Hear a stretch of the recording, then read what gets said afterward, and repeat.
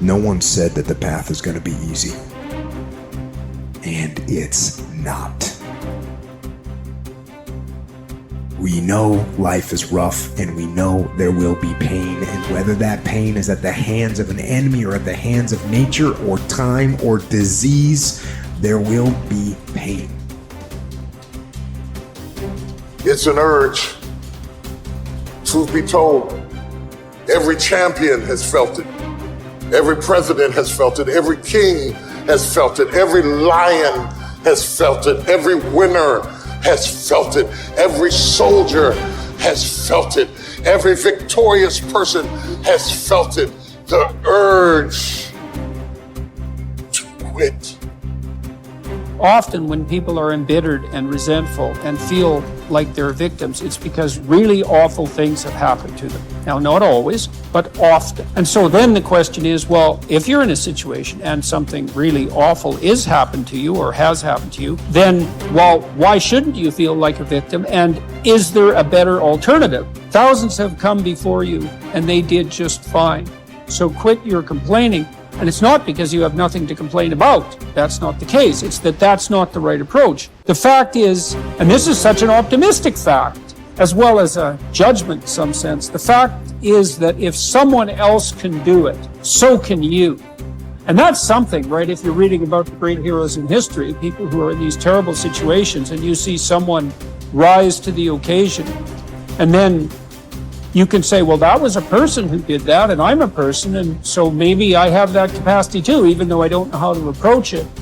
Don't allow that inner doubt in you to tell you why you're not good enough.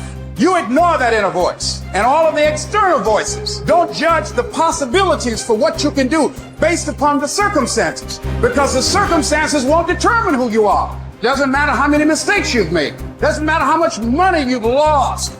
In fact, I see it only as an investment. What you learn from life. You don't stop when you're tired. You stop when you're done. You stop when you complete it, when you execute it. This is where you start separating the successful from the unsuccessful. Just because it says trial on the package, or tribulation on the package, or pain on the package, it don't mean it ain't a blessing inside, and most of you turn around when you see pain. But those of us who had a right perspective, we approach it when it say pain. When we see trial, tribulation, we don't give up or give in. We know the blessing is on the inside. We don't give up. We don't surrender. We don't quit. We see differently. Our perspective is different. And because our perspective is different, our outcomes are different. Our rewards are different.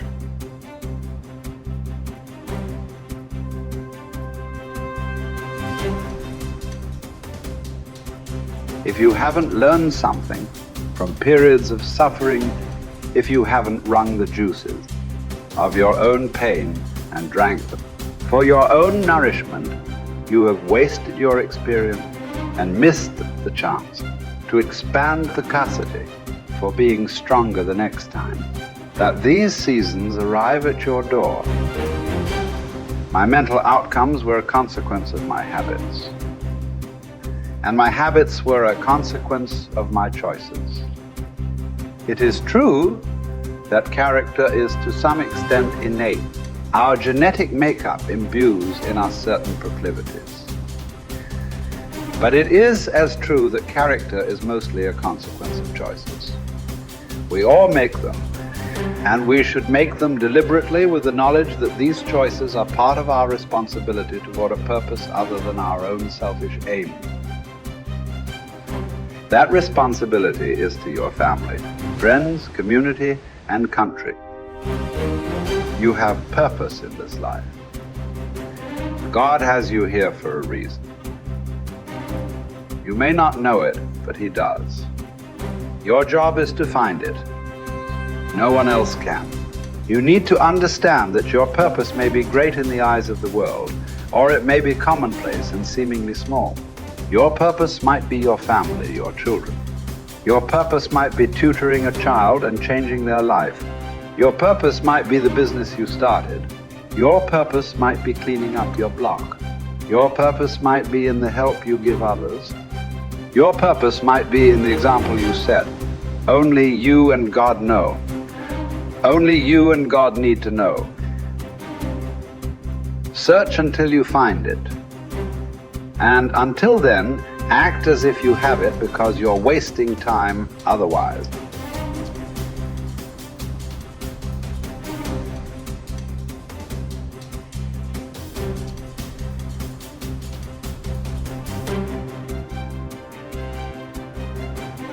There's something in you that wouldn't allow you to stop. Dr. Howard Thurman, he said there's something in each and every one of you that waits and listens to the voice of the genuine in yourself. It will be perhaps the only guide you will ever have. And if you cannot hear it, all of your life, your days will be spent on the ends of strings that somebody else pulls.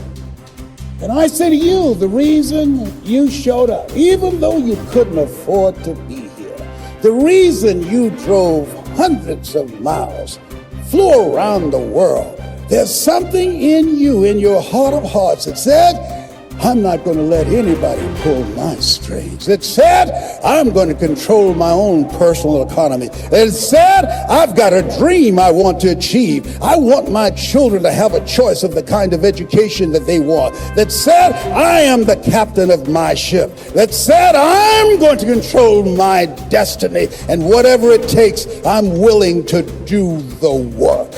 1961. President John F. Kennedy had a decision to make. The decision was whether or not to call a news conference and tell the world the United States was going to go to the moon. And I submit to you that the decision to do that was very risky. And what governed his thinking is what governed your thinking when you decided, I'm going to do this. See, the technology did not exist. The answer, what will it take, did not exist. No one had ever done it before. But he made a decision. He looked at Werner von Braun, the most brilliant scientist of that day. And he said, Werner, what will it take for us to go to the moon? And he spoke 5 words. And those 5 words, I think, is what governs most entrepreneurs. Those 5 words, I think, is what give people like you the courage to pursue their dreams. Those 5 words is what I think people who are pioneers, people who are breaking new ground, make decisions on. He said, what will it take for us to go to the moon? And the response was, the will to do it. As you look at yourself, as you look at your business, what will it take for you to increase your business? The will to do it. What will it take for you to become more powerful in your presentation skills and be able to increase the number of people, to quadruple your business? The will to do it. What will it take for you when others are quitting because of the rejections, when others are stopping because they just become so discouraged and they have creditors breathing down their neck and they have family members and friends telling them they're a fool? What is it that will allow you to have the mental resiliency to keep on keeping on, to keep your commitment to your commitment? The will to do it. Every time I say it and ask you a question, I want you to say the will to do it. What will it take for you to build your business? What will it take for you to increase your recruiting? What will it take for you to bring out the greatness in you and to make your mark? What will it take for you to become a high achiever and to bring out the billionaire in you? Shake someone's hand on your right and left and say, I've got the will. I've got the will.